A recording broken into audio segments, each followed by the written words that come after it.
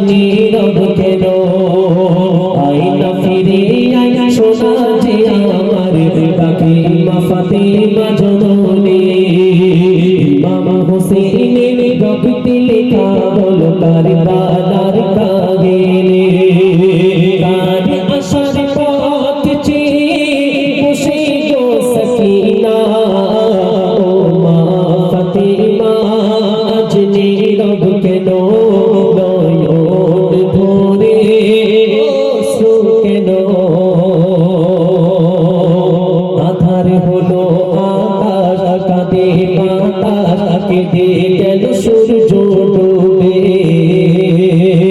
কাঁদে কারবালা ময়দান দয়ার নবীর জান জমিনে দেখো পড়ে